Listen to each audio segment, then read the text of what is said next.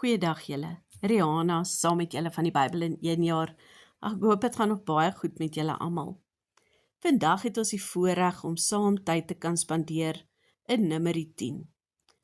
Hierdie hoofstuk beskryf die einde van Israel se verblyf by Sinaï en dan ook die begin van hulle reis na die beloofde land. Hierdie hoofstuk gaan ook nie net oor die fisiese reis van Israel nie, maar dit beeld ook ons geestelike reis saam met God uit. Nou vir omtrent 'n jaar was Israel by die berg Sinaï.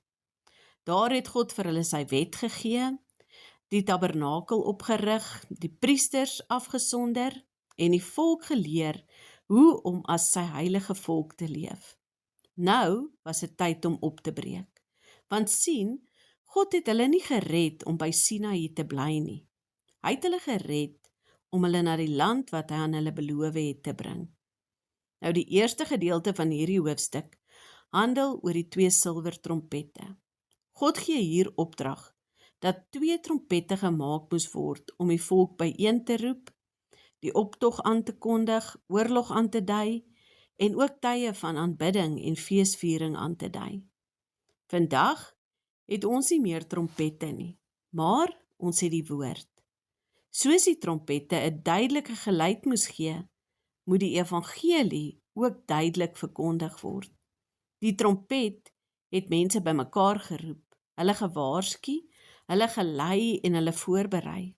Vandag gebruik God steeds sy woord en sy Heilige Gees om ons aandag te trek en ons te lei. En dan lees ons dat die wolk begin beweeg. Vir die eerste keer vertrek Israel as 'n georganiseerde volk. Nou dit is belangrik om te onthou, dat God hulle eers voorberei het, voordat hy hulle laat beweeg het. Hy het orde gebring, sonde aangespreek, aanbidding ingestel, en sy teenwoordigheid onder hulle kom vestig. Nou dit herinner my en jou daaraan, dat God ons karakter vorm, voordat hy ons roeping uitbrei. Ons wil dikwels sê, dat God ons moet vinnig gebruik, maar hy is meer geïnteresseerd in wie ons word, as in wat ons doen. Nou wat vir my nog uitgestaan het, wat ons moet hier onthou, is dat voorbereiding nie die eindbestemming is nie. Israel was gereed, maar die grootste gelooftoetse het nog voorgelê. Net so is Bybelstudie, gebed en om kerk toe te gaan nie die einddoel nie. Dit berei ons net voor vir die uitdagings van die lewe, waar ons God se beloftes deur geloof moet vasgryp elke dag. En dan as ons verder lees, beskryf die hoofstuk hoe elke stam presies in die volgorde vertrek wat God bepaal het. Daar was geen chaos nie. Elkeen het sy plek gehad.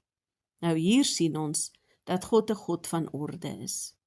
Elkeen in die liggaam van Christus het 'n unieke plek en 'n roeping. Niemand was onbelangrik nie. Selfs die leviete wat die tabernakel gedra het 'n onmisbare taak gehad. Nou vandag geld dieselfde vir my en jou ook. Nie almal staan op 'n verhoog nie, maar elke dienswerk is waardevol in God se koninkryk. En dan kom ons by 'n interessante gedeelte in vers 29. Waar Moses vir sy swaar Hobab vra om saam met Israel te reis. Nou dit het my nogal laat dink. Waarom het hulle Hobab nodig as God hulle reeds deur die wolk lei? Nou John Cossen het hier vir my iets baie moois gesê oor dit. Hy sê dat God se leiding nie menslike wysheid uitsluit nie. Die wolk het gewys waarheen hulle moes gaan, maar Hobab het geweet waar water, brandhout en geskikte kampplekke gevind kon word. God gebruik dikwels mense om sy leiding prakties uit te werk. Is dit nie mooi nie? En dit leer ons om nie net te dink dat ons niemand nodig het nie. God plaas mentors, vriende en geestelike leiers en medegelowiges in ons lewens om ons te help. Nederigheid beteken om God se hulp te aanvaar, selfs wanneer dit deur ander mense kom. Die hoofstuk eindig dan met een van die mooiste gebede in die Ou Testament. Elke keer wanneer die ark vertrek het, het Moses gebid: Staan op, Here, laat u vyande verstrooi word. En wanneer die volk stilgehou het, het hy gebid: Keer terug, Here, na die 10.000 van Israel. Nou met ander woorde, hy bid hier: Here, gaan voor ons uit wanneer ons beweeg en bly by ons wanneer ons rus.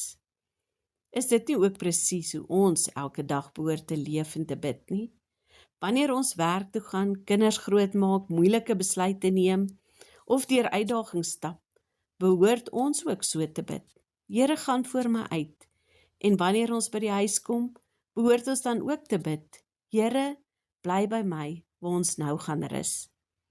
Mag ek en jy vandag bereid wees om op te breek wanneer God sê: Dit is tyd om te beweeg. Mag ons luister na sy stem soos Israel na die trompette geluister het. En mag ons plek in sy koninkryk inneem, hulp van ander aanvaar en elke dag bid: Staan op, Here, en gaan voor my uit en bly by my wanneer ek rus. Julle moet 'n mooi en geseënde dag hê. Totsiens.